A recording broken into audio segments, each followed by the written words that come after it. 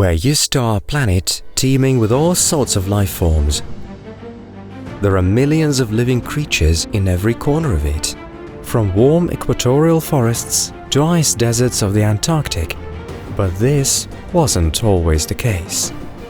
Today we'll go back millions of years to the epoch of prehistoric creatures and monsters. We will observe the first animals venturing on the coasts of the primordial continents in search of new habitats. Then we'll witness the rise of the most well-known animals of the Mesozoic, dinosaurs. Reaching the topmost point in their evolution, they passed into nothingness, giving way to the new masters of the earth, mammals. Millions of years will pass before our eyes, with majestic mountain peaks rising to the heavens and little creatures populating the entire planet and giving rise to thousands of forms. Eventually, new species will emerge, humans. We'll be able to observe how climate change predefined the evolution of humans in the past and what is happening with the planet today. Let's get ready, and we begin. Kosmo. The first outer space.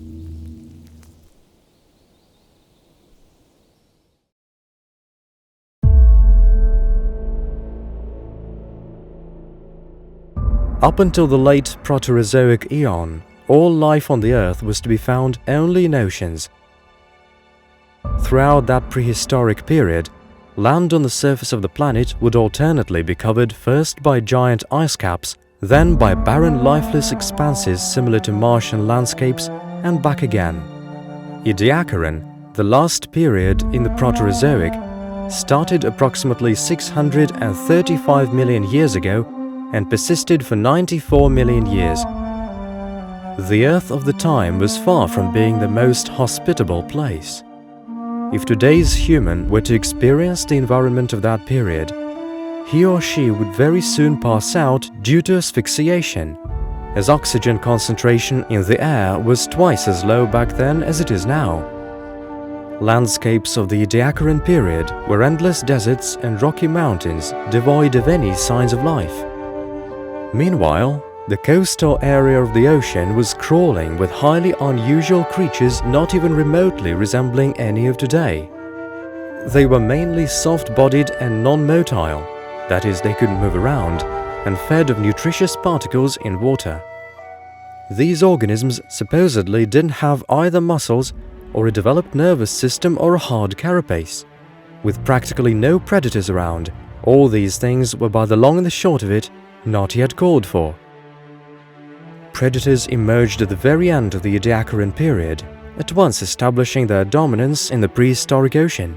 Active hunting proved to be a highly effective survival strategy, as the soft-bodied, non-motile dwellers of the ocean's bottom, unable to either escape from the enemy or put up a decent fight or even hide, were easy prey. In a way, the ocean was an endless smorgasbord for first predators, full of nutritious food right there for the taking. It is hardly surprising that most prehistoric creatures making up the menu didn't last long. Others had to adapt to deal with the new dangers. Approximately 542 million years ago, there began a period that was to greatly contribute to changing what our planet was like. Geological layers of that time are filled with fossils that used to be highly organized living creatures. These finds give grounds to suppose that the prehistoric ocean used to be teeming with creatures sporting an impressive outer skeleton or carapace. Referred to as the Cambrian explosion, the process heralded a new breakthrough in the history of evolution of life on our planet and the beginning of the Phanerozoic eon, or the eon of visible life. The first period of the Phanerozoic eon is called Cambrian. It started 542 million years ago and continued for about 56 million years. Trilobites are the most well-known and widespread creatures of the time, although these creepy things are not the only ones the Cambrian is notable for. This was the period when the prey-predator system was finally established. It goes without saying that in the millions of years that followed, natural conditions would interfere with the established food chains, with some species dying out and others riding high, but the principle stayed. Predation became a potent incentive for evolution, which forced organisms to change in order to be able to deal with new threats, as well as to explore new areas so far inaccessible to predators. The Cambrian explosion produced a great many completely new forms of organization of living organisms. Many of them didn't prove to be viable and eventually vanished off the face of the earth. Others, on the other hand, brought about a great diversity of new species. For example, approximately 550–530 million years ago, tiny bottom dwellers resembling mollusks, known as hycowellers, developed a sturdy notochord going through the entire body. These creatures are believed to be some of the most ancient ancestors of today's vertebrates. Pichias came a bit later. These were not very large creatures either. They looked like lancelets, flatworms, or primitive fish. Proud owners of a sturdy and flexible cord with muscles attached to it, they were able to swim by wriggling their entire body in a series of S-shaped movements. This manner of swimming proved to be quite effective and fast, which allowed early chordates to survive and evolve into higher organized species. Admittedly, almost all paleontological finds dating back to the Cambrian are those of marine dwellers, as the overwhelming majority of the living organisms of that period lived in the ocean. Some of these creatures we can see in fossil finds look highly peculiar and even horrifying. Anomalocaris, for example, was a giant shrimp measuring up to 60 centimeters in length.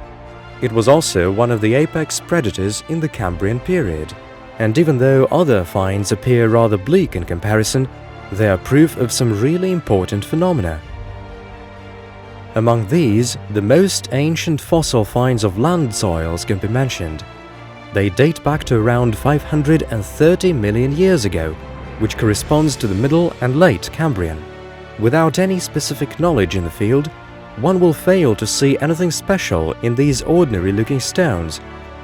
However, these prints show that it was around this time that first primitive algae and microorganisms started to venture onto land. Later, having thrived in their lifetime, they died and decomposed, thus forming a nutritious substrate for their descendants. First colonies of microorganisms must have formed in humid and warm places on land, in shallow waters, for example, or in the tidal zone of the ocean, with plenty of water and light, and with no animals around that would be keen on eating them. Young algae flourished, successfully adapting to the new conditions. Single-cell algae was soon joined by primitive fungi, which were not able to synthesize nutrients on their own, but could feed on what remained of dead weeds. 100 million years later, the symbiosis of fungi and single-cell algae produced lichens. These undemanding things were to become tip of the spear in exploring great expanses of new territories. The Ordovician period, which followed the Cambrian, began approximately 485 million years ago and continued for around 42 million years. This is when marine life was actively evolving. In the ocean, mollusks and arthropods were thriving, among the latter's eurypterids, many of which dwelt at the bottom. To get around more conveniently, these creatures used their jointed limbs. This feature would later be an indispensable asset and an important factor in adaptation to life on land. Apart from these, there evolved jawless animals similar to today's lampreys, and a bit later, there emerged cartilage fish. Meanwhile, plants slowly but surely made their way inland and away from water. First, multicellular plants emerged, which were clearly able to survive on land. They left imprints of spores and vessels that delivered water to the upper parts of the plants. Animals, on the other hand, still didn't venture out of their regular environment, although it is probable that some crustaceans did have a chance to explore coastal areas. This period ended in the Ordovician-Silurian extinction event. Its causes are still not clearly defined yet, but according to the most popular theory, it was brought about by a global ice age and a fall in the level of the global ocean that followed. Be it as it may, up to 50% of all the species vanished off the face of the Earth as a result of the extinction. However, life was able to adapt to new conditions and even take it to a completely new level. Next in line was the Silurian period, which continued from 444 to 419 million years ago. This was when giant arthropods dominated the ocean, and it is then that one might come across a eurypterid measuring up to 2.5 meters in length. Fishes also thrived, among which large and swift predators over 1 meter long. Come to think of it, it is hardly surprising that some living creatures preferred to leave the ocean and try to find other, safer areas for their habitats. And so this is when first arthropods came on shore. These were prehistoric eurypterids and other crustaceans. Their tough chitinous carapace protected them from exposure to the sun and drying, as well as kept their body in shape. Their small legs allowed them to move around on hard surfaces when out of water.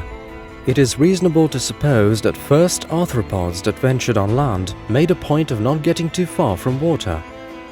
Their respiratory organs had to remain moist in order to function correctly. However, the arthropods were greatly tempted by the abundance of plant food that was there for the taking just beside the sea. The safety factor guaranteed by land was another attraction, as predators hadn't yet learned to chase their prey if the latter escaped to land. Gradually, these explorers fully adapted to the new conditions and came onto land for good, which later made for an incredible diversity of species among insects and spiders, as well as other classes of living creatures. Approximately 419 million years ago, the Devonian period began, which was the most important one in terms of land exploration. It lasted for around 60 million years. This is when rhiniophytes spread all over the planet, prehistoric vascular plants and ancestors of Equisetaceae, mosses and ferns. Reaching 3 meters in height, they densely covered all humid and warm places of the planet, mainly coastal areas of seas and the deltas of rivers flowing into them. However, neither rhiniophytes nor mosses and lichens that emerged later had a proper root system. Instead of a network of roots that would keep a plant firmly in place, they had just primitive rootstocks at best. That is why soils would quickly get washed into rivers and turn them into muddy streams and their deltas into swamps. In these humid places rich in organic matter, plants were flourishing, giving food to insects and other inhabitants of the earth of that time. Fish, in their turn, were attracted to marshy areas by the abundance of insects and their larvae. Eventually, great amounts of putrefying organic matter absorbed oxygen from the water in swamps, which affected the breathing of the creatures living there. That is why, to compensate for the lack of oxygen, fish in those waters learned to take gulps of atmospheric air. Gradually, they developed a breathing sac, allowing them to survive outside their aquatic habitat. Simultaneously, other appendages were developing. Thick stalks and trunks of plants growing in marshes offered to fish reliable shelter from larger predators. However, it was hard for them to make their way through these thickets. Thin fins were not adequate for the purpose. More powerful and muscular limbs were called for. That is how the fins of fish dwelling in marshy environments grew longer and developed additional bones that strong muscles were attached to. These were first lungfish, and in particular Psychopterygi. Eustenopteran is a typical representative of these.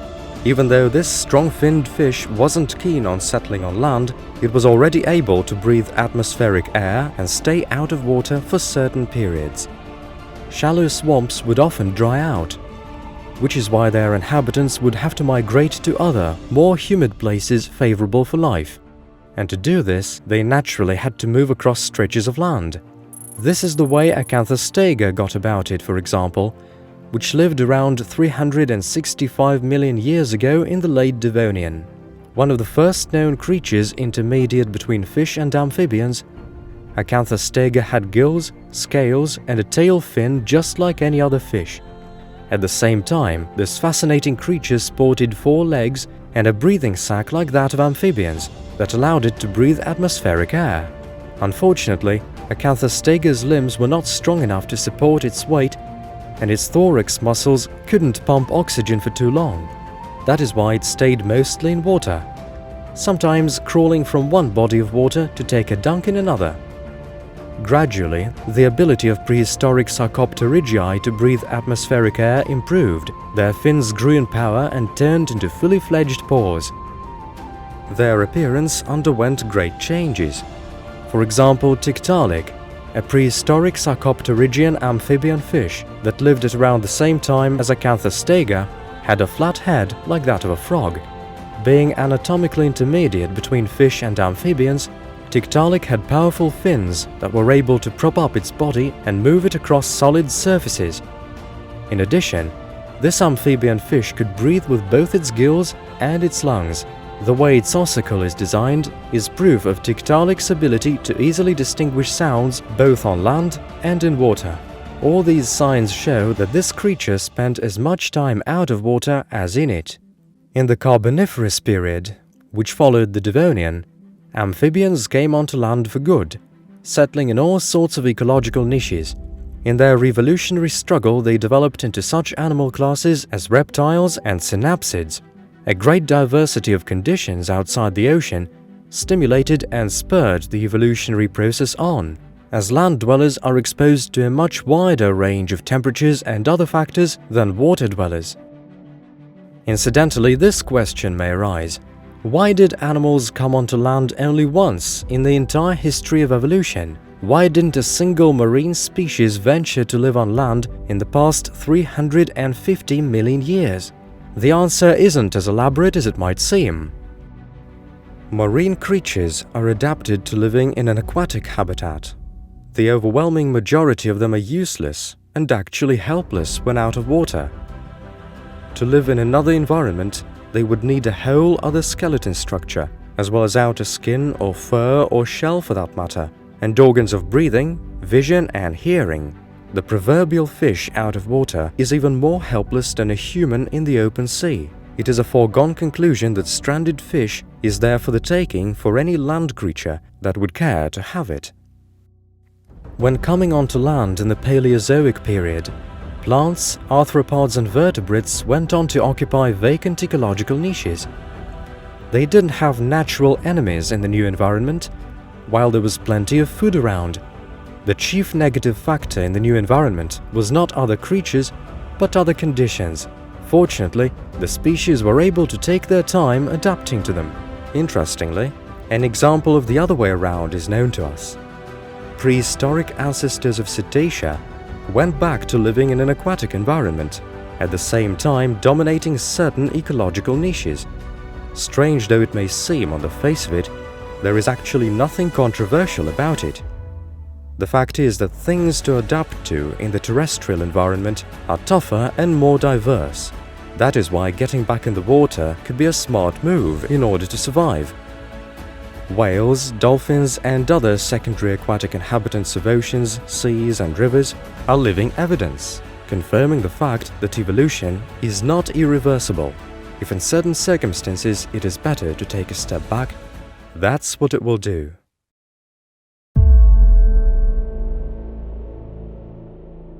The Permian-Triassic extinction event marked the beginning of the Mesozoic, a new era in the geologic history of the Earth. It began approximately 252 million years ago and continued for around 186 million years. This was a time when our planet was actively transforming and gradually assuming its today's looks. The most crucial tectonic process of the epoch was the splitting of the single supercontinent Pangaea. First, it broke down into two landmasses, Laurasia and Gondwana, which in their turn went on to form the continents we know today. With several large, mutually independent territories separated by seas and straits, the conditions were perfect for independent ecosystems to emerge, which gave impetus to new evolutionary adaptations. In terms of climate, the Mesozoic was the warmest era in the entire history of multicellular life forms. Throughout this era, there was no ice shield even at the poles that would cover the ground for a long term. Still, temperature would drop from time to time, which forced both flora and fauna to adapt to the newly imposed conditions. The Mesozoic comprises 3 periods, and the first one is known as the Triassic. It began around 252 million years ago and continued for around 51 million years. This was the time when tectonic processes in the Earth's interior were just starting to break Pangaea into separate continents, and the supercontinent remained whole for most of the period. The Ural Ridge, one of the oldest mountain ridges existing to this day, completed its formation in the Triassic. At the time, the mountains were in their salad days and comparatively high. The period's climate was relatively dry and hot, which is why there were lots of deserts at the time and the area of inland bodies of water diminished. There was 10 to 15% of oxygen in the air for most of the Triassic, and then, around 215 million years ago, its level gave a sudden leap to reach as much as 19%. The reasons for this phenomenon haven't been established for certain, but it is assumed that it may have had something to do with the evolution and spreading of certain varieties of marine or land plants. Prehistoric seed ferns accounted for the overwhelming majority of the flora of the day, but later on they were gradually ousted by more progressive groups of plants. Those included cycas, ginkgo and prehistoric conifers. Many of these orders have survived to our day, although now they are not as diverse as they used to be. Marine life, meanwhile, was following its own course of evolution. The oceans, emptied by the Perm-Triassic extinction, were gradually populated by turtles and teleosts, and the first ichthyosaurus held the niche of large predators. Later on, they were to become reptiles best adapted to aquatic environment. But in the Triassic, these creatures were still rather primitive. An example of these is Symbospondylus, which lived 240 to 210 million years ago. This giant sea saurian measured 6 to 10 meters in length and ate mostly fish. This impressive creature had a long, thin body, half of which was a flexible tail. Its head was rather large, and the elongated sharp muzzle boasted a nice set of small and sharp teeth. Symbospondylus's limbs looked like diving fins, but it appears they were used only to stabilize body position in water. The saurian's skeleton structure suggests that it traveled through water by making wave-like movements, and generally speaking was rather clumsy. The most common representatives of land fauna of that time were Archosauria, prehistoric ancestors of dinosaurs, crocodilomorpha and birds, as well as other animal species. By the middle of the period, first dinosaurs evolved from ancient Archosauria as independent species, but there was still a long and hard struggle for survival up ahead for them. It was only by the end of the Triassic that dinosaurs started to establish their dominance in the Earth's biosphere, after sharply growing in size, which incidentally coincided with an increase of oxygen in the atmosphere. With dozens of films and thousands of books about horrifying saurians, anyone today would be familiar with what they looked like. At the same time, these giants seem to eclipse other species, which are by no means less important and interesting. For example, Oligokyphus, a small creature that lived in the late Triassic around 200 million years ago. This small and deft little animal was a genus of cynodonts, prehistoric animals that differed from mammals in some not very clearly noticeable traits. Oligokyphus had a thin, flexible body measuring around 50 centimeters. It grew fur and generally looked like a weasel. Warm-blooded and herbivorous, it was widespread on the territories of today's North America, Europe and China. Even though it isn't known whether Oligokyphus had a pouch on its stomach, the structure of its skeleton allows us to assume that its babies were quite small, which is typical of today's marsupials. It is also highly likely that Oligokyphus fed its babies on milk. Another assumption about these creatures is that they dug burrows and made homes there. They also took great care about their babies, which may be evidence of a comparatively high intellect. Unfortunately, these creatures perished at the beginning of the Jurassic period, supposedly due to lack of food and heightened competition. Still, they remain the oldest prehistoric animals that look like today's mammals most. The Triassic-Jurassic mass extinction heralded the end of the Triassic period. A great number of amphibians, some Archosauria, other reptiles, as well as many plant orders vanished from the face of the Earth. Among the possible reasons for this disaster are volcanic activity, a change in the global ocean level, and sudden climate change.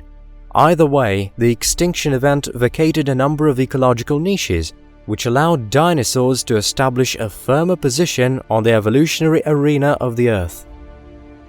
The next period of the Mesozoic was the Jurassic. It began about 201 million years ago and ended about 145 million years ago, which makes it roughly 56 million years long. This was a time of large-scale tectonic movements and reformations. It is in the Jurassic that the supercontinent Pangaea finally split to form several landmasses mutually separated by shallow seas. If we look at the map of the Earth at the end of the Jurassic period, we'll be able to distinguish the shapes of some of today's continents, although they would be positioned in unexpected places. Since the new continents were mutually independent, there emerged isolated biosystems. That is why some animals and plants that were abundant on one continent would be non-existent on another. The Earth's climate was warm and humid for most of the Jurassic period, and by its end a comparatively short cooling occurred. Great areas on land were covered with tropical forests, which were for the most part cycas, gymnosperms that resembled palm trees. Conifers were also widespread. Their looks were reminiscent of today's cypress trees and pine trees. On land, meanwhile, there started the epoch when dinosaurs positively flourished.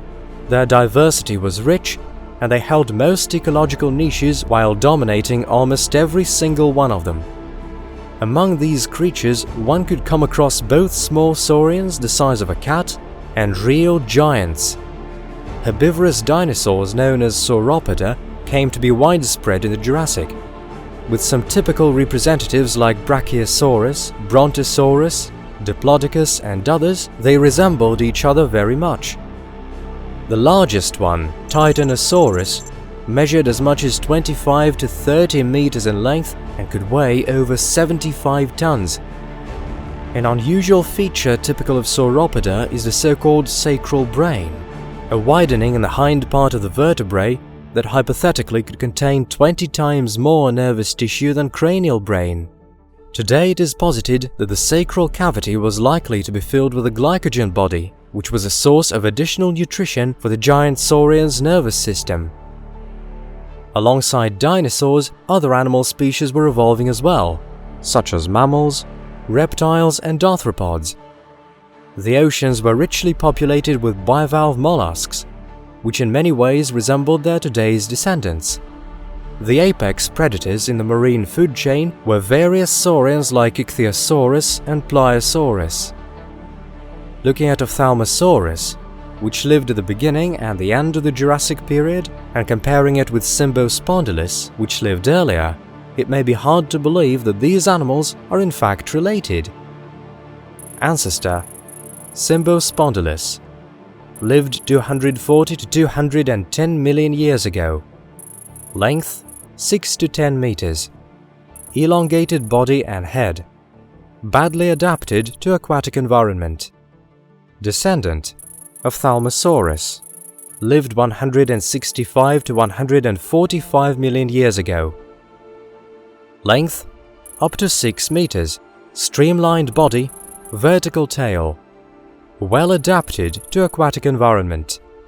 This marine saurian had a dolphin-like body with an elegant and powerful crescent-shaped vertical tail. It is thought that the animal breathed atmospheric air and was able to stay around 20 minutes underwater, develop speeds of over 7 km per hour, and dive as deep as 600 meters. Judging by Ophthalmosaur's teeth structure, its diet consisted for the main part of mollusks, including squid. The animal's eyes were another distinctive feature in its appearance. Their diameter measured around 10 centimeters, and they were protected by a bony sclerotic ring. It is thought that Ophthalmosaurus could see well in the dark, which was a valuable asset for deep water hunt, and so the animal was free to dive far down where larger saurian predators couldn't get. The last period of the Mesozoic era is called the Cretaceous. It began 145 million years ago and lasted for around 79 million years, which makes it the longest one in the Mesozoic. The continents continued to break apart throughout the entire Cretaceous.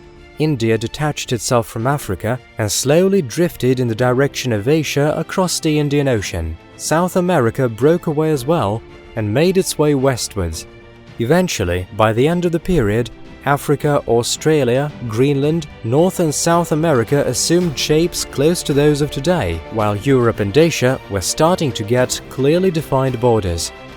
The climate in the Cretaceous was comparatively cool. In the period from 100 to 85 million years ago, the average temperature increased somewhat, and then cooling continued, which persisted till the very end of the era. This is exactly when Tyrannosaurus and Triceratops were around, the most widely known dinosaurs and truly distinctive symbols of the Mesozoic. Still, the period is much more notable for the spread of flowering plants. First trees and then grasses. They formed turf and so strengthened the soils and made them more fertile, while nutritious seeds served as food for a wide variety of species.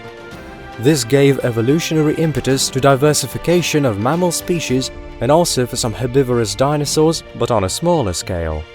Even though reptiles were dominating in all the ecological niches of that time, mammals continued to evolve. They grew to be more and more diverse, and by the end of the period, it was possible to single out separate groups, like ungulates, Eulipotyphla, predators and primates.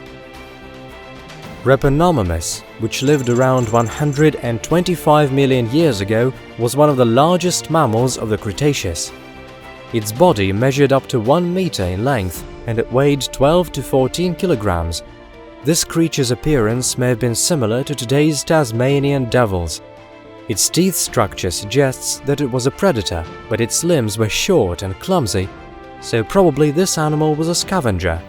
Incidentally, an interesting find was unearthed at archaeological diggings. It was Reponomamus's skeleton with bits of a small dinosaur in its abdominal area. This may serve as evidence that some mammals of the time could hunt small dinosaur species like Psittacosaurus and Dachyornithoides. Meanwhile, large aquatic saurians had long been dominating the seas: Ichthyosaurus, Plesiosaurus and Mosasaurus. However, around 95 million years ago, their population sharply dropped after the extinction event brought about by the second oceanic anoxic event, which had to do with a sharp decrease of oxygen in the ocean. One of the suggested possible reasons is increased underwater volcanic activity. The end of the Cretaceous was probably the coldest time in the Mesozoic. All living creatures set about adapting to the inexorably dropping temperatures, and dinosaurs were no exception. Around 70 million years ago, the territory of today's northern Alaska, above the Arctic Circle, was inhabited by a peculiar dinosaur species. This saurian is known as Nanooksaurus. Remotely related to the horrifying giant Tyrannosaurus rex, this dinosaur admittedly resembled it, but its size was smaller. The body of Nanooksaurus measured around 6 meters and it weighed just around 1,000 kilos. That is approximately 8-9 times less than Tyrannosaurus rex. This shrinking is thought to have had to do with a lack of available food in its habitats. Forced to survive in the dire conditions of the far north, among snowy stretches and in the semi-darkness of the polar night, this dinosaur developed some unusual features.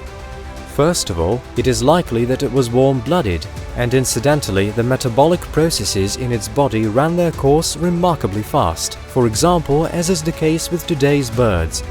Secondly, Nanooksaurus's body was covered with several layers of down and feathers which allowed it to preserve warmth in the severe northern climate. This suggests that the northern saurian was probably an active and fast-moving predator, but in the conditions of the polar night, traditional ways of hunting prey are not that effective.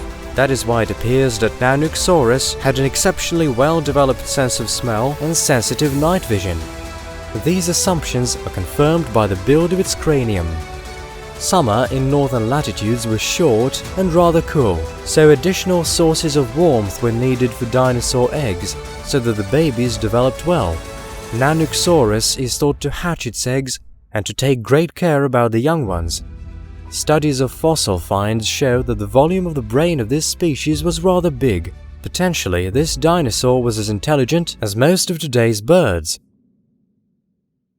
Unfortunately, these evolutionary adaptations didn't save Nanoxaurus from extinction. Around 66 million years ago, the Cretaceous-Paleogene extinction event caused all non-avian dinosaurs to vanish off the face of the Earth, alongside marine saurians, pterosaurs, and many other species. Still, the terrifying saurians left their imprint in the history of our planet, and the ecological niches vacated by them were promptly occupied by birds and mammals. This marked the beginning of the Cenozoic era. Its highest being was the unique creature that came to be known as Homo sapiens, the self-proclaimed king above all nature. Its evolution has only just started, and time will show what it has in store for this species.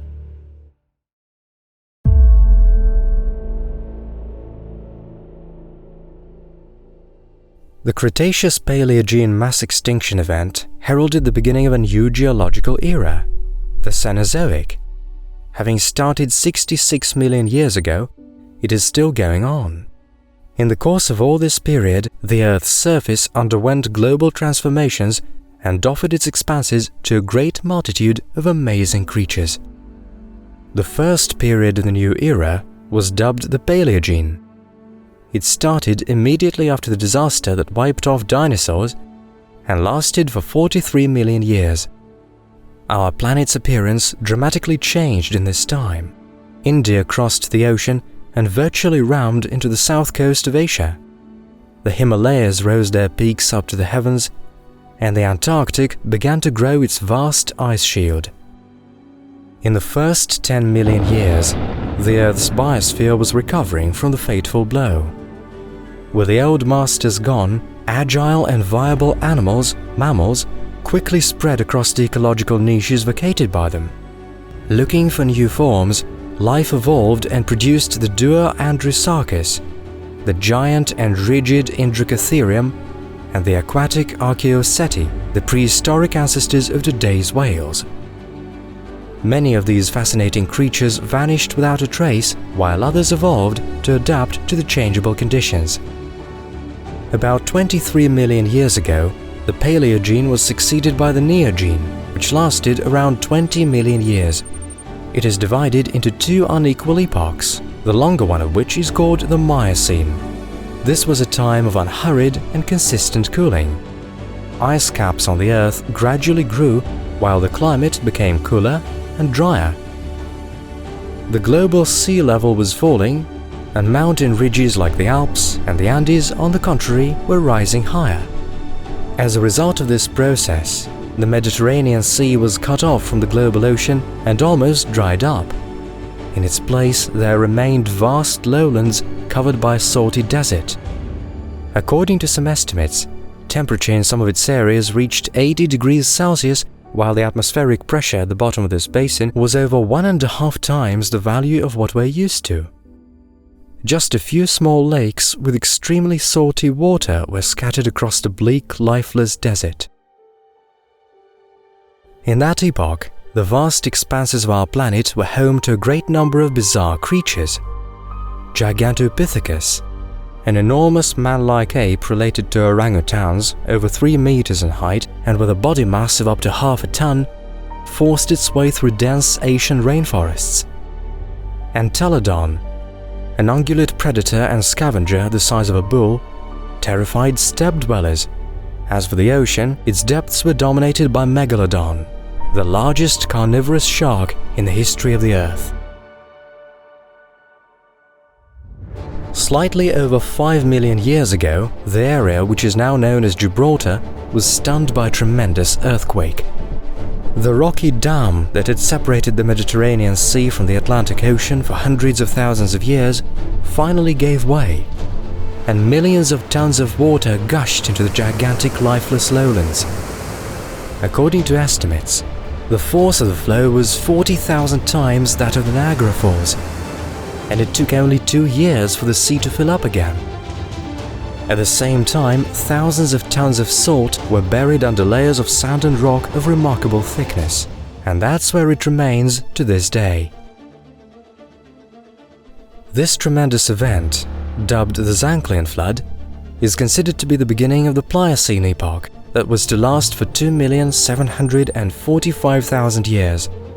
By that time, the continents had drifted to stay in the places we're used to seeing them, but some relief features were just starting to form. For example, North and South America was still separated by a wide strait at the beginning of the epoch, and the Rocky Mountains were just starting to grow. The Earth's climate in the first half of the Pliocene was comparatively warm. Our planet's average temperature was 2 to 3 degrees higher than it is now, although these extra degrees were not distributed across the planet evenly. The climate in the tropical latitudes resembled that of today, but northern areas were much warmer. The Arctic was not covered in ice permanently, and dense conifer forests reached the northernmost areas of Eurasia. Still, it should be borne in mind that the continent's border used to lie slightly more to the south than it does now, because the sea level at the time was on average 25 meters higher than today, on account of the higher temperature. Meanwhile, today's humans' first ancestors inhabited the African continent: Ardipithecus, Sahelanthropus, and Ororin. The unearthed remains of these ancient primates date 4 to 6 million years back. Their body build is still very far from that of humans. There is no doubt that these creatures were advanced apes rather than humans, but still they had taken the first step in evolution of a new life. Features of their discovered skeletons reveal a tendency to developing an upright posture, even though tree-climbing habits manifested themselves very clearly still. As for these creatures' cranial capacity, it was bigger than that of chimpanzees, and the teeth structure was similar to that of later species. What was it that forced the ancient primates to change so much? A possible reason could be that approximately 3 million years ago, the continental plains of North and South America collided and caused a rapid rise of rocks. The strait between the two continents was cut off by the Isthmus of Panama, which blocked the passage of warm ocean waters. At around the same time, the Rocky Mountains considerably gained in height, thus forming a barrier between the Atlantic and the Pacific air currents. With all these factors combined, the Earth gradually cooled and some parts of it grew to be icebound. The North Pole was gripped with an ice shield. Greenland started to build up tons of ice cap, while the areas of African forests shrank, giving way to steppes and savannas. Treetops make great habitats. They're safe and comfortable and provide one with plenty of food. This is what ancient primates agreed on. They adapted to the tree-climbing lifestyle extremely well. However, the global climate change eliminated the greater part of the African forests. Thousands of species lost the habitats they were used to, and so many of them vanished off the face of the earth. Others were forced to adapt to survive in the new conditions. Today, the savanna concept is the most developed and well-grounded hypothesis of anthropogenesis. According to this concept, the deficit of their usual food and lack of woods forced our ancestors out into the savanna, riddled with unknown dangers. By this time, they were already capable of moving around on 2 legs and using primitive tools, just like all man-like apes. These skills were vital for survival in the new conditions. Easily digestible fruit and plants were sparse in the savanna, and rough grass and leaves were inedible for the primates. Tapping into animal sources of food became key to survival. However, one is supposed to be fast and strong to hunt successfully, and this is what our ancestors lacked. Only developing an upright posture could give them the necessary edge in these circumstances. Upright walking not only increased the speed of movement, but also allowed sighting both potential game and danger from far off.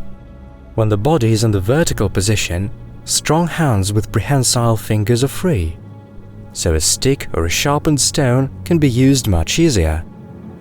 By forming small tribes, the new inhabitants of the savannah could hunt, or at the very least take the kill of other predators away from them by force. It is assumed that the necessity to coordinate actions in the process stimulated the development of the brain and primitive speech. Gradual evolution in the course of several million years endowed the ape-like Ardipithecus and Sahelanthropus with human features. That's how Australopithecus came to be. This agile, smart but not very big creature appeared on the territory of Africa in the period from 4.2 to 1.8 million years ago. Analysis of their fossilized remains revealed them to have been 120 to 140 centimeters in height and to have weighed around 40 kilograms. Unlike other primates, Australopithecus moved around primarily on two legs, although its posture remained stooped. As for its brain, even though it was larger than that of human-like apes, the differences in its inner makeup were minuscule. It is known that Australopiths lived in tribes and could cooperate for hunting and fighting enemies.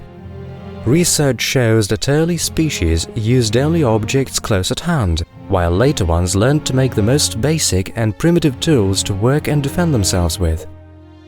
In spite of all that, most individuals didn't live to be older than 20 because of illnesses, injuries, and wild animals' attacks. Apparently, the predators of that time saw Australopiths exclusively as a food source. Back then, Dinophilis was around, a large saber-toothed cat distantly related to Smilodentini, which were to emerge later. Diggings reveal that it preferred living not far from Australopiths' camps. It clearly saw them as easy prey. Slightly larger than today's leopards, Dinophilis was more thick-set and more powerfully built. With their weight reaching 120 kilograms, these predators were around 70 centimeters tall. It is next to impossible to fight this kind of animal single-handed, and probably the beast could be driven away by our ancestors only by joint effort. Of course, Dinophilis hunted not only Australopiths. Antelopes or wild boars, for example, were also part of its diet. Most animals inhabiting the Earth of that time resemble today's species. However, there were some real monsters among them too. For example, in North and South America, there lived several species of flightless predatory birds of the Prehistoric family, whose largest individuals reached 3 meters in height. Their skulls measured as much as 75 centimeters, with a powerful beak accounting for most of it. Thanks to their rangier legs, the birds were able to develop great speeds. Fortunately, mankind didn't have to face these monsters, as the Prehistorics died out completely around 100,000 years ago, much earlier than America's first ancient tribes had settled there. The Asian jungles, meanwhile, were home to another giant, an elephant-like beast Dinotherium, whose mass reached 14 tons and whose height measured 3.5 to 4.5 meters. Of all land mammals ever to tread the surface of our planet, only Indricotherium and mammoths were larger. These distant relatives of elephants are thought to have inhabited the forests of Asia and Africa, subsisting mainly on tree foliage. Their trunks were probably shorter and thicker than those of the elephant, and the most outstanding feature in their appearance is their long, massive tusks protruding from the mandible. 2,588,000 years ago, a tremendous event occurred which got the name of the Gauss-Matiyama reversal. The Earth's magnetic poles swapped places, and all the magnetic lines changed their directions. The transformation was accompanied by a weakening of the planet's magnetic field, which decreased by 4 times. This means that cosmic rays, lethal to all living things, could now reach the Earth's surface. And even though this phenomenon was around for just approximately 15,000 years, which is negligible by geological standards, it caused several species to massively die out. This magnetic reversal is seen as a milestone marking the beginning of a new geological period, the Quaternary. It is divided into two epochs, the first of which is called the Pleistocene. It started 2,588,000 years ago and finished just 12,000 years ago. Periodic cooling accompanied by the growth of ice caps was typical for the climate of that time. In between ice ages, temperatures grew and ice caps melted, which made the sea level to rise. These frequent fluctuations in the climate forced living things to adapt to these changes quickly and stimulated the process of evolution. Gradually evolving, Australopiths gave rise to two large branches of primates, Paranthropus, an extinct genus today, and Homo, among others represented by today's humans. However, the three branches coexisted for a considerably long time in the competitive conditions of a struggle for survival. The evolutionary way from higher primates to humans was not straight and clear-cut. There were plenty of dead ends and forks. At least 24 different species roamed our planet at different times, whose representatives could be referred to as humans to this or that degree. The evolutionary process of humans and our ancestors is always paid a lot of attention to, and details are constantly being updated. It should be borne in mind that evolution is a very slow process.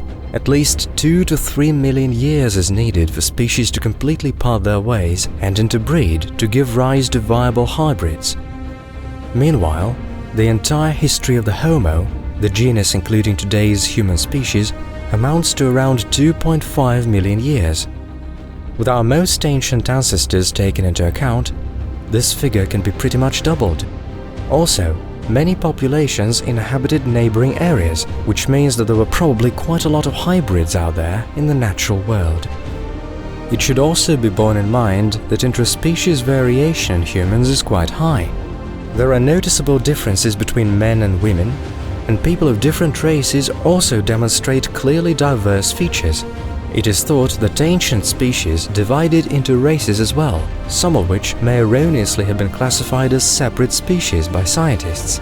New archaeological finds help to correct these errors and supply important details to our knowledge. In spite of all their progressive features, Australopiths were apes to a greater degree than they were humans. The first universally recognized representative of the human species was the so-called Homo habilis, or handyman. Diggings show that handyman lived on the territory of Africa in the period from 2.3 to 1.5 million years ago. It had a more developed brain than Australopithecus and was able to make primitive labor tools. The height of this species' individuals was around 1.2 meters, with a mass likely to be 50 kilos or less. Interestingly, it was the first creature whose big toe was located in one row with the other toes, as is the case with today's humans. This could be seen as evidence of complete adaptation to an upright posture. Another important parameter was the structure of the jaws, which could indicate a gradually developing ability to produce articulate speech. Later, evolution produced Homo ergaster, or working man, about 2 million years ago, and Homo erectus, or upright man. Different scientists classify them either as close evolutionary branches or as subspecies of one species. In the course of migrations, these representatives of the human race settled on the territories of Africa, Asia, and Europe, which stimulated numerous evolutionary branches. One of them eventually produced Homo sapiens. Ancient people, whether Neanderthals or Homo sapiens, lived in tribes and practiced a nomadic lifestyle. Living by gathering and hunting, they were forced to constantly migrate and move to new unexplored areas. In this manner, primitive tribes gradually settled all over the continents except the Antarctica. Around 50,000 years ago, exploration of Australia began, and about 24,000 years ago, people reached North America for the first time via the Bering Isthmus. The spread of primitive tribes across the globe coincided with mass extinctions of the megafauna in the Pleistocene. In the period from 50,000 to 10,000 years ago, mammoths and giant sloth Megatherium vanished off the face of the planet, followed by saber-toothed cats and other predators who were unable to keep up the fierce competition for food. Perhaps humans would have met the same fate, but around 12,000 years ago, an ice age came to its end and our planet's climate became warmer and more humid. The fertile valleys of Mesopotamia and the Nile's estuary allowed our ancestors to lead a non-migratory gathering lifestyle, and later to form fully fledged agricultural communities after the so-called Neolithic Revolution. That was the end of the Pleistocene, which heralded a new epoch in the history of our planet. The Holocene was a time of robust growth of the human civilization, technical and social progress, destructive wars and ecological disasters. By choosing a unique path of evolution, man made first steps on completely new and unexplored territories beyond our planet. Only time will show what this path will lead to.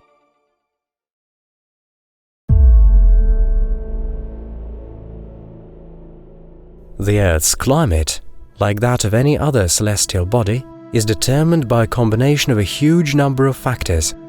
Some of these are external, such as variations in solar activity or the rhythmic deformation of the planet's orbit. Others are caused by the Earth itself. To answer the question of what is happening now and what to expect in the future, we need to travel back tens of millions of years to find out how the face of our planet was changing and what factors were influencing climate change. Right now, you're looking at a graph on the screen that shows the change in the average temperature of our planet over 500 million years. By putting together data from excavations around the world, scientists have been able to accurately determine the Earth's climate in each period. Looking at the big picture, it is easy to see that long and hot intervals were followed by shorter periods of cooling. During these periods, called ice ages, the climate was drier, temperatures were lower, and ice caps were building up at the poles of our planet, just the way they look now. Each global change in the average temperature of our planet was a trial for its inhabitants, and not everyone made it.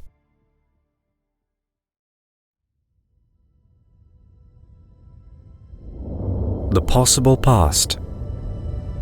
Approximately 66 million years ago.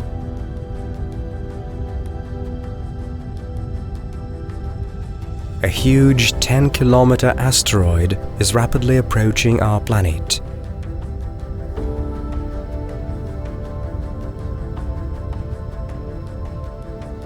Just minutes later, it pierces the atmosphere and crashes to the surface.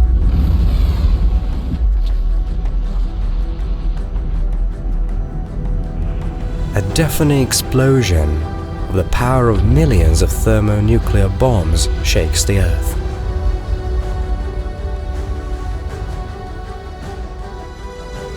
The violent shockwave crushes and blasts away rocks, forming a gigantic crater about 180 kilometers across. Many of the rocky fragments are thrown out of the atmosphere into space. They later fall back on the planet, thousands of kilometers from the explosion, causing widespread forest fires.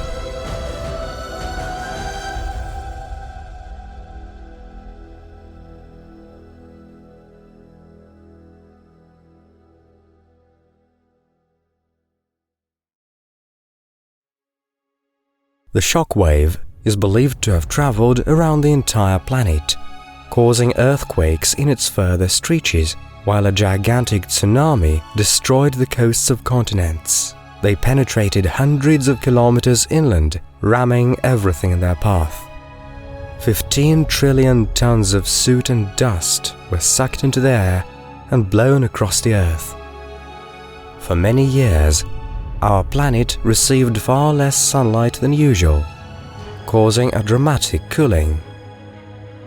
According to research, for at least 16 years after the disaster, the average temperature of the planet remained around 3 degrees Celsius, which is 11 degrees lower than it is now.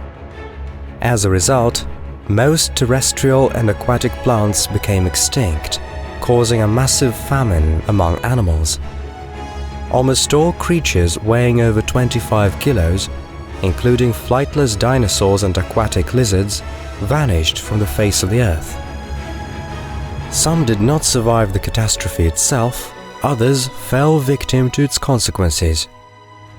Thus began the Cenozoic, a new era in the history of our planet. For the next 10 million years, referred to as the Paleocene epoch, the Earth was recovering from this cataclysmic event. The volcanic ash clouds gradually dissipated, and temperatures rose rapidly to comfortable levels. Step by step, life repopulated the barren expanses of the planet, but this time it was completely different species: flowering plants, mammals and birds. The end of the Paleocene was marked by a rapid rise in temperature, largely attributed to tectonic activity during this period. Volcanic eruptions in the North Atlantic Ocean released great amounts of methane and carbon dioxide into the atmosphere, with concentrations as high as 2,000 parts per million, 5 times higher than today's levels. This warming is considered to be the beginning of a new epoch called the Eocene. It started about 56 million years ago and persisted for about 22 million years. During this time, the average temperature of our planet was noticeably higher than it is today, at times as high as 28 degrees Celsius. Paleontological evidence suggests that during the Eocene, the climate of most of the land was close to that in the tropics, and dense, broad-leaved forests reached as far as the polar circles. At the time, palms and heat-loving reptiles are known to have inhabited the area of today's Europe. The main reason for this is thought to be the favorable location of the continents. At that time, North and South America were separated by a broad strait. Africa and Eurasia had not yet made contact either. Equatorial currents and atmospheric currents were therefore free to travel across the Earth, distributing heat relatively evenly over it. In addition, the abundance of decomposing organic matter maintained high levels of carbon dioxide in the atmosphere, which also helped the climate to remain warm. Thanks to the mild conditions and abundance of food, mammals of this time experienced growth from tiny marsupials hiding in burrows and treetops to majestic giants weighing tens of tons. It was also during this period that the ancestors of most of today's mammals, the ancient primates, cetaceans and rodents, appeared. However, the face of the Earth continued to change, slowly but steadily. The spread of the aquatic fern Azolla in northern waters led to a gradual drop in atmospheric carbon dioxide levels and a gradual cooling. And around 34-35 million years ago, there is an unexpected sharp break in the temperature graph. During this period, on the border between the Eocene and Oligocene epochs, a number of very important events took place. First, the collision of the continents caused majestic mountain ranges to rise to the heavens, such as the Himalayas, the Alps, the Carpathians, and the Appalachian Mountains, significantly affecting air currents in the atmosphere. Secondly, analysis of the fossils showed that it was at this time that a new type of photosynthesis, called C4, began to spread actively among plants. This turned out to be much more efficient than the previous type of reaction, and this gradually led to an increase in atmospheric oxygen concentration by 2 to 3%, up to today's levels. The carbon dioxide content, on the other hand, dropped markedly, resulting in a weakening of the greenhouse effect and a global drop in temperature. Thirdly, the isthmus between South America and Antarctica was broken up by the movement of tectonic plates. As a result, the forces of inertia caused by the Earth's rotation formed a closed ocean current that enclosed the southernmost continent of our planet in a cold ring. Their currents also formed an impenetrable barrier, preventing warm winds from entering Antarctica. As a result, temperatures on the continent began to drop rapidly, and by the end of the Paleogene, its green forests had been permanently replaced by fast-growing glaciers. All of these events heralded the beginning of a new epoch, the Oligocene. It persisted for about 11 million years, during which the climate of our planet was relatively steady, dry and cool, and at the same time noticeably warmer than today. This tendency continued into the beginning of the next epoch, the Miocene. However, at about 14 million years ago on the graph, we see another abrupt cooling. It is called the Middle Miocene disruption and is thought to have been caused by a combination of two factors. First of all, the Earth, in its orbital motion, once again entered the cold phase of the so-called Milankovitch cycles. Milankovitch cycles are periodic fluctuations in the amount of solar energy reaching our planet, depending on changes in the position of the Earth's axis and its orbit. When the eccentricity of the Earth's orbit reaches high values and the winter solstice coincides with the perihelion, the planet's climate becomes significantly cooler. This is what happened 14 million years ago during the Middle Miocene disruption. As a consequence of this cooling, forests declined, getting largely replaced by savannas and steppes. This stimulated the spread of flowering plants using C4 photosynthesis as more resilient and competitive ones. As a result, the level of carbon dioxide in the planet's atmosphere drastically dropped, leading to even more cooling.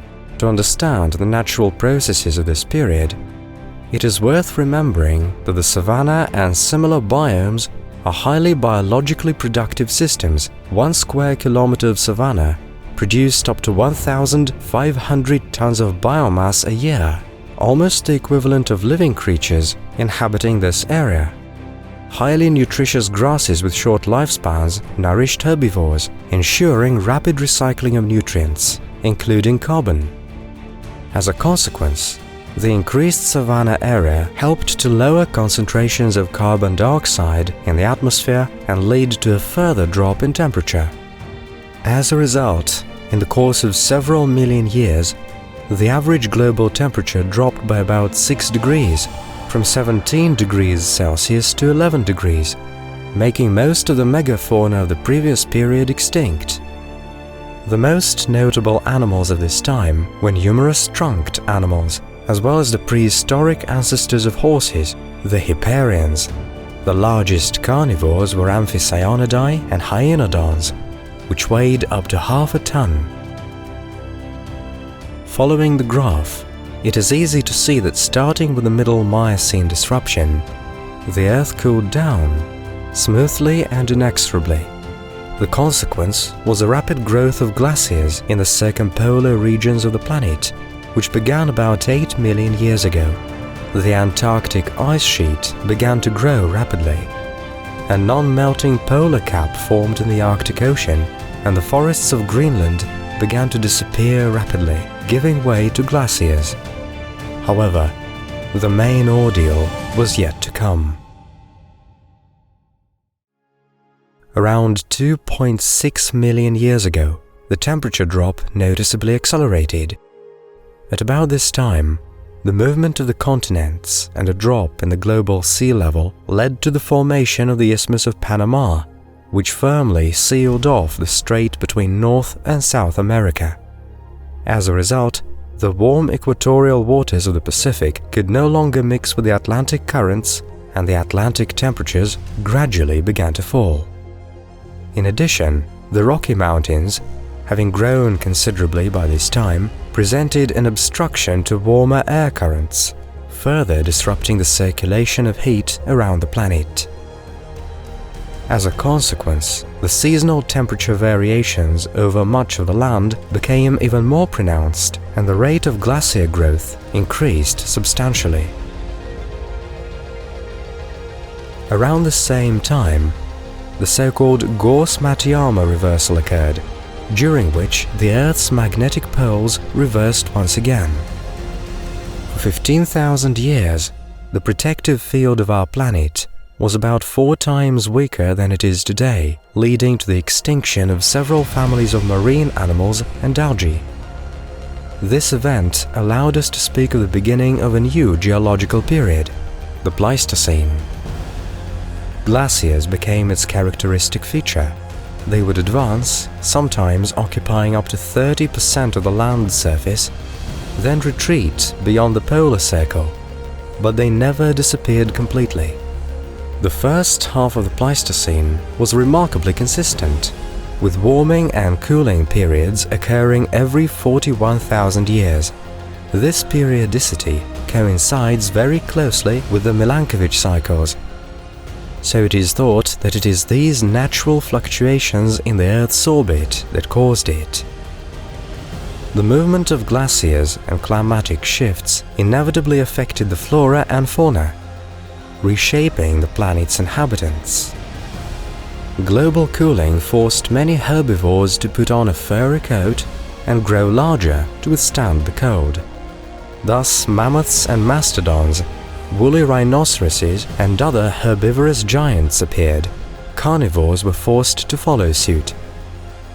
North America, for example, was home to the great polar bear, a fearsome beast estimated to weigh up to 1,200 kilograms, 3 to 4 times more than its today's relatives. A little further south lived the so-called dire wolves, which were about twice the size of today's wolves. It has been suggested that these predators hunted in packs of 3 or 4, and thanks to their strength and coordinated action, were capable of driving and killing bison. Meanwhile, around 1 million years ago, the periodicity of glacier onset was disrupted, the cooling cycles became irregular, and their duration increased substantially to an average of 100,000 years. As a consequence, the temperature contrast was more dramatic, and the thickness of glaciers varied more as well. This transformation is called the Middle Pleistocene Transition, and its causes are not yet fully explored. The most feasible version is that when moving, earlier glaciers wiped away the layers of regolith that covered the bedrock in the northern latitudes. The new glaciers froze over less slippery rocks, such as granites and basalts, thus disrupting the established cyclicity. Another reason could have been the blocking of the Bering Strait, caused by a drop in the sea level and rising glaciers. This event occurred about 900,000 years ago and caused cold water from the Pacific Ocean to stop flowing into the Arctic Ocean. This resulted in a further drop in temperature and increased cooling. Also, throughout the Pleistocene, the ancestors of modern humans gradually spread across the planet. Researchers have documented traces of several global migrations and many smaller ones. As nomadic gatherers and hunters, these ancient tribes explored new lands, competing, interbreeding and dividing, giving rise to dozens of different forms. Some left behind only bones and abandoned sites. Others were much more fortunate. They were to become the ancestors of all modern humans. The late Pleistocene, also known as Upper Pleistocene, began 129,000 years ago and continued for 117,000 years. It was the time of maximum cooling and the largest glaciers. In a fierce struggle for survival, the Cro-Magnon ancestors of modern humans wiped out or assimilated all other human communities.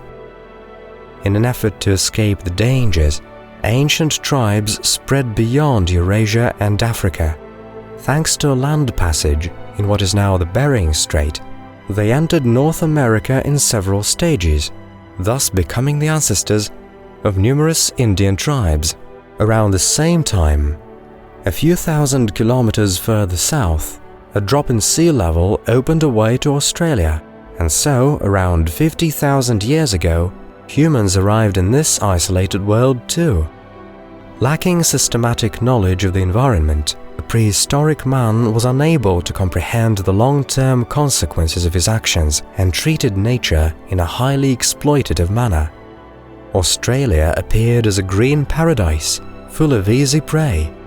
Unused to humans, the slow and not very smart giant marsupials, such as diprotodons and palichestes, proved unable to stand up to the new predator, which was smart and came in big numbers. Just 10,000 years later, most of Australia's animals larger than 45 kilograms were exterminated.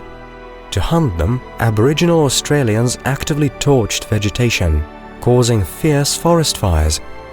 Most of the game hunted in this way was lost, and the scorched-out area was left with a semi-desert of sparse grass and scrub at best.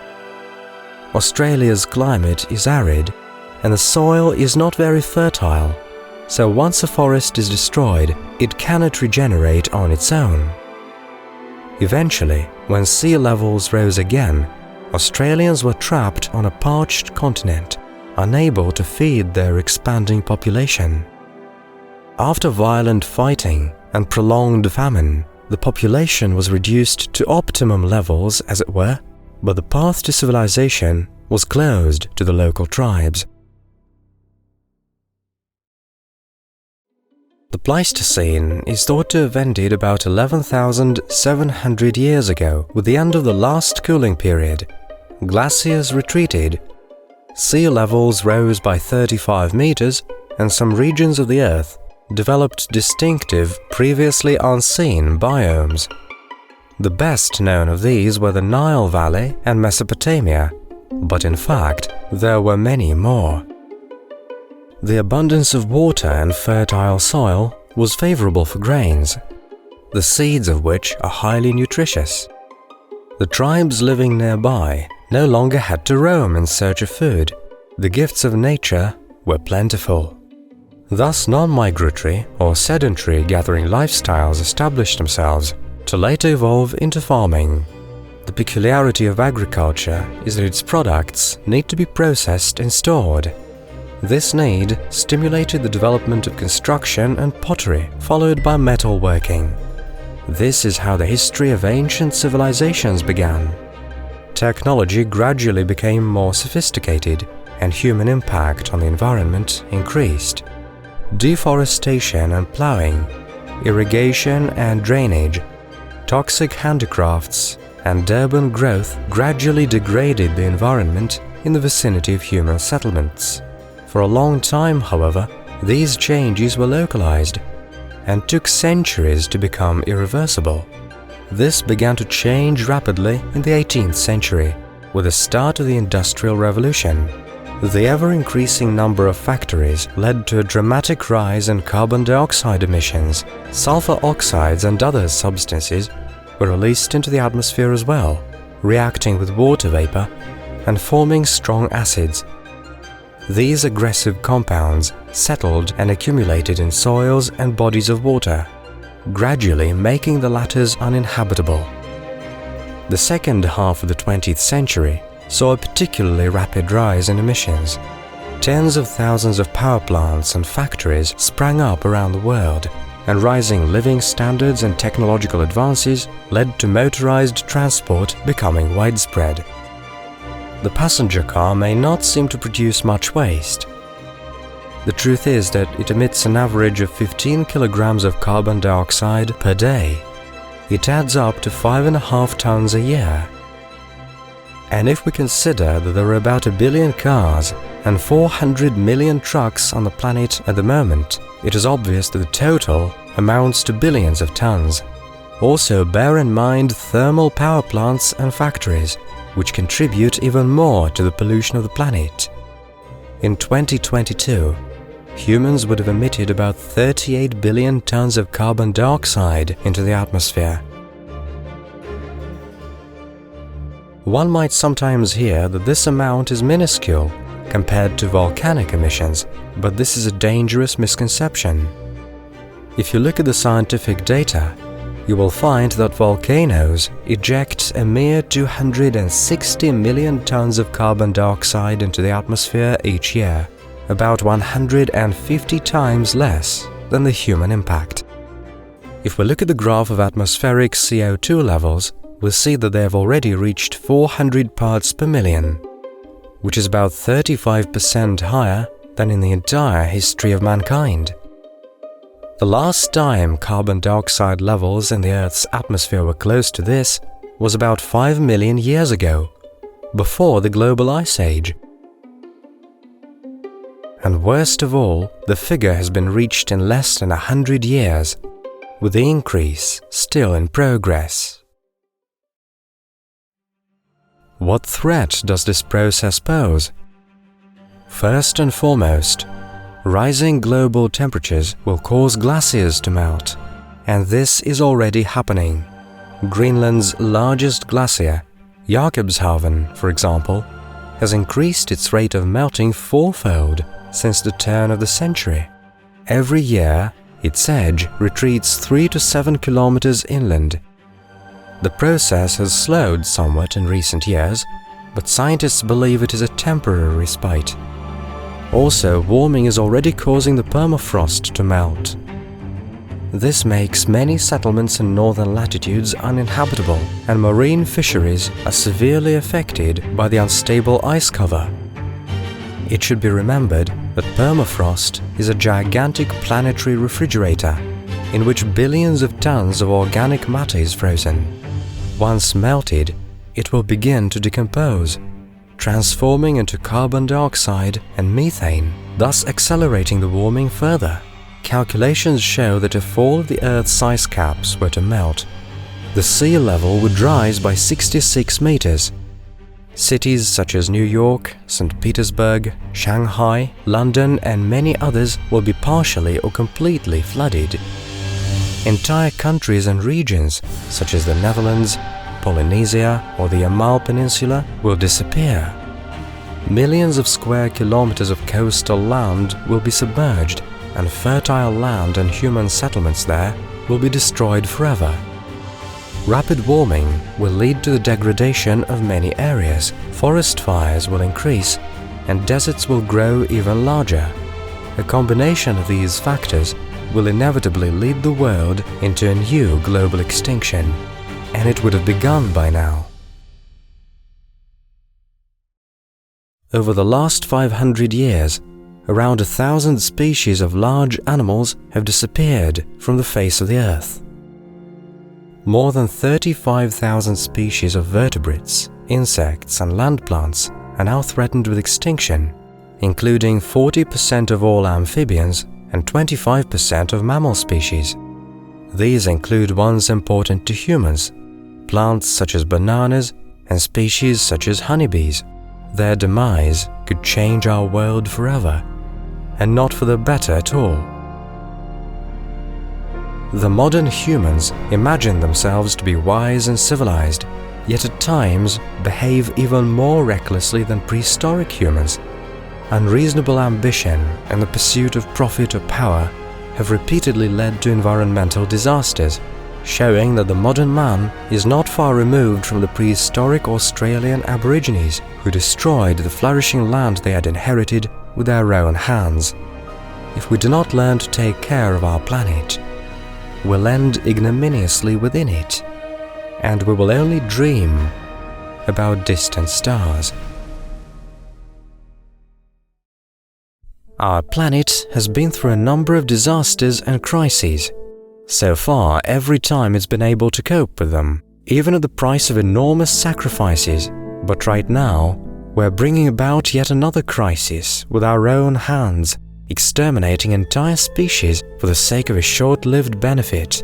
This may prove to be the undoing of our civilization or a new step in its evolution. Time will show whether mankind will survive this ordeal.